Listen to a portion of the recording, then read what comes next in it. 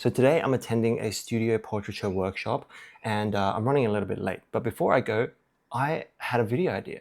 I'm going to take you guys on a full day out with me, what I'll be bringing, how I'll be shooting, and then coming home, how I organize my files after a shoot, how I post-process them, and then how I export them out to get the final finished product. I think that's a pretty good video idea that I haven't done before. Anyways, this is what I'm going to bring. So my main camera is going to be this, not this camera. Sorry, my bad. My camera that I'll be bringing is actually this one right here. This is the Ricoh GR4. Yeah, I want to keep things lightweight. I didn't want to bring something huge and bulky, and I feel like a lot of people are going to bring their big mirrorless cameras. So I wanted to be a little bit different and bring this tiny little thing only and force myself to shoot portraiture studio shots with this camera and challenge myself a little bit. The other thing that I'll be bringing is this thing right here, the DJI Pocket 3. Very tiny, very compact, very portable, and of course the Hollyland Lark M2 microphone. And also I will get this thing right here. This is the portable light that I got sent by Newer. So hopefully that's going to come in handy as well. And the tripod, like this portable tripod thing. So come along with me. I'm gonna do a little montage and I'll see you guys there. Bye.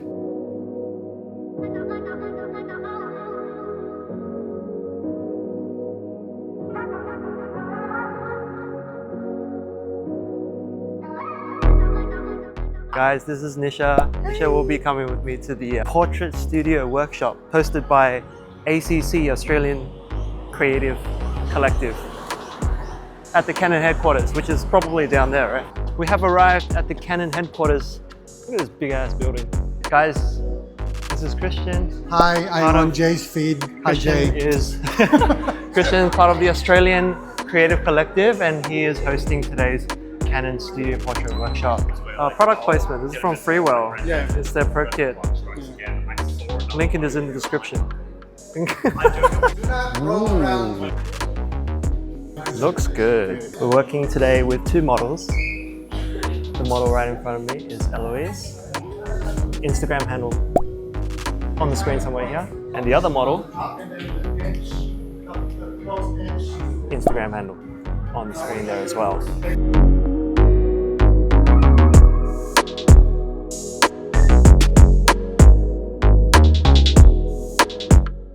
Someone wants to crash my video.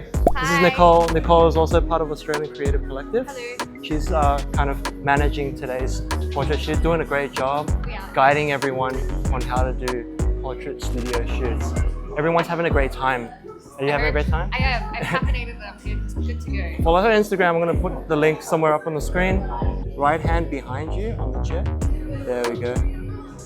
3, 2, 1.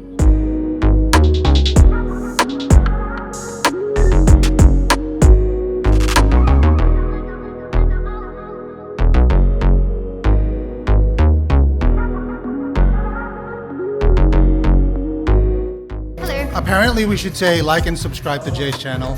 Probably not. Is it down here? Do it. You should do it. Do it. Really? Yeah. Should we? Should. What do you think? What do you think? Should we like and subscribe? Comment, subscribe. Hey.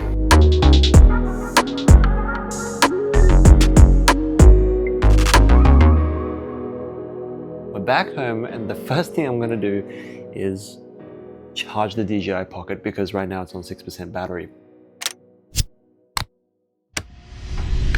Before we move on to the fun part, which is the photo editing, we're going to take care of some housekeeping. So right now I've got two windows open. On the left hand side is a window for the SD card files, and on the right hand side is a folder that I've created on my computer. From there, I basically slide through the photos. I basically click through the photos and then see which one I like, and then all the ones that I kind of like, I'm going to click on the raw file and I basically just drag it onto the right hand side. It's that simple. If at first glance the photo looks good, I just drag it in immediately.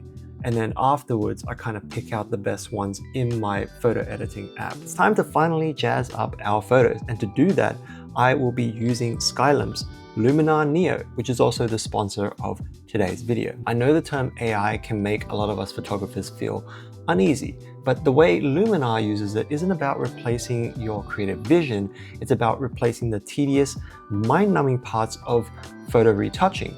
It acts as an assistant that handles the masking and pixel pushing so you can focus solely on the art. Let me show you what I mean with 4 edits from this shoot. Kicking things off with image number 1, Luminar Neo has all the standard adjustments that you're pretty familiar with, like all other photo editing apps, but the accelerators are where it shines. Now, instead of tweaking multiple settings to get like a punchy look, I just used the dramatic slider to dial in the contrast and give it that little grit. Next, using the light depth, the software reads the 3D depth of the 2D image, letting me add dimensional, simulated light to the subject while keeping the background moody. Finally, it's inevitable that the studio floor is going to be covered in scuff marks. A quick swipe with the erase tool is going to flawlessly patch up all the debris. Now, the total time will probably take you maybe around 30 seconds to a minute. For the second image, I wanted to establish a mood quickly. Luminar's presets are categorized by genre, making it really easy to find a starting point for a specific kind of photo. With one click, the baseline edit is pretty much done. But of course, I want to build on this and give it a distinct analog aesthetic. I'll go in and I'll dial up some soft focus to mimic the look of a physical, pro mist filter on the lens, and then I'll add a layer of grain. And just like that, a crisp digital studio shot feels incredibly organic. Now, image 3 is a pretty tight portrait shot, and that usually comes with a lot of time spent on retouching. And now this is where the AI assistant steps in to save time. Now, using the skin AI, I can remove blemishes and tone down the shine while keeping the natural skin texture intact without making it look all plasticky and weird. Then with Face AI, I can enhance the eyes and effortlessly remove all the dark circles under the eyes. Hitting the before and after, if you have a look, the difference is night and day, and it kept my creative integrity fully intact. For the final image, my framing ran into a classic studio problem. The backdrop wasn't wide enough. To hide the studio walls, I had to crop in uncomfortably tight. Here I'm using Gen Expand. It analyzes the photo and generates more of the exact backdrop to extend the canvas outward. I can even give it a text description of what I want the expansion to show for total control if I wanted to. It gives the composition its breathing room back, and it saves a shot I otherwise couldn't have used, or would have taken me a long time without the help of AI. Now, before we wrap up, I have to mention the ecosystem. Skylum also has Luminar Mobile.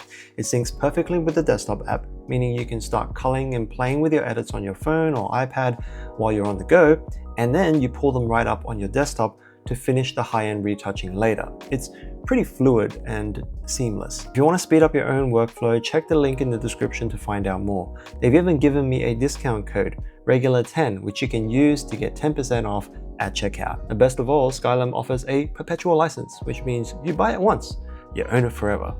No subscriptions anywhere to be seen. Huge thanks to Skylum for sponsoring this segment. Back to the video. So I've gone through all my photos, I've edited them all, and now it's time to export. But before I do that, for social media, there is one extra thing that I like to do just before exporting to really enhance the photos and make them pop. On most photo editing applications, there will be a tool that will allow you to sharpen your photos. Depending on the application that you use, some sharpening tools are better than others. They're not all created equal. But here in Luminar Neo, I go into sharpening, I do a small tweak in the sharpening settings. If you look at the before and after, it really brings out some of the details. And if you can imagine shrinking it down to a screen like the mobile phone, you won't be able to see the fine details. But overall, when you look at the photo, it's just going to give it more of that 3D pop. Now, when it comes to exporting, it's actually pretty simple. So I'm going to throw it on the screen right now. So the quick and dirty is basically the short edge should be in 1080p. The color profile should be sRGB, and the pixels per inch should range anywhere between 72 to 100. When it comes to file management, what I did was I created a folder within the folder that I had all the raw files in, and I basically named it something like JPEG or social media or Instagram or something easy to remember. And that's pretty much it. I grab all the photos that I want to export, set it to settings, and then I let the application just run its thing and then export them out. When it comes to exporting your files, it can be pretty damn easy, or it can be a little bit more complex and involved, depending on the devices that you have. Now, if you have an Apple iPhone and say a Mac laptop, then it's pretty easy. You just use your cloud storage, or you can just use AirDrop or something like that to get your files across from one device to another. However, if you're using an Android phone, it can be a little bit more tricky, even if you're using something like a Windows PC as well. For me personally, I have an Apple MacBook Pro, but I also have a Google Android phone as well. So the communication between those two devices can be a little bit tough. I think the easiest solution for most people to implement is to just use a Google Drive. So if you have a Google account, you can access your drive, and then you can drag and drop all your photos onto the drive, and then access Google Drive on your phone, and then download it from there. Now, the second method, which is a little bit more complex and a bit more technical, but what I'm using right now, is to use an application called OpenMTP, which is an open source application that you can download on your Mac. And it basically allows you to connect your Android phone using a USB-C cable to the laptop. But at the end of the day, if you don't want all that hassle, I think the easiest method is still Google Drive. So just go with what you're comfortable with. Now that I've got my photo on the phone, it's time for the final step of my workflow, which is uploading to social media. Now, most people might think, oh, uploading to Instagram is easy, you just press post, right? But if you want your photos to look the best possible way on a screen, there is one final step to the process. And I'm pretty sure you've already guessed what it is. Yes, on top of sharpening on your desktop app, you're gonna apply a little bit of sharpening on the Instagram app as well. So really simple, when you're uploading the image on Instagram, you're gonna find that setting where it says sharpness, and you're going to drag that sharpness slider up a touch until it gives that nice subtle sharpening effect on top of your sharpening effect, mind you, from the desktop app. And if it looks good on the screen, and if it pops on the screen, that's when you know that you've done it. You've made your image look the best it can possibly be for mobile device viewing. So that's it, my friends. From taking the photo to importing, editing, exporting, and then uploading to social media, my entire workflow from start to finish. Hope you guys found this useful. If you do, hit that thumbs up button, make sure to subscribe. If you're somebody who has a different workflow or approach to myself, share it in the comment section below. Someone out there might find it really, really useful. Let's help our community grow together. So until next time, guys,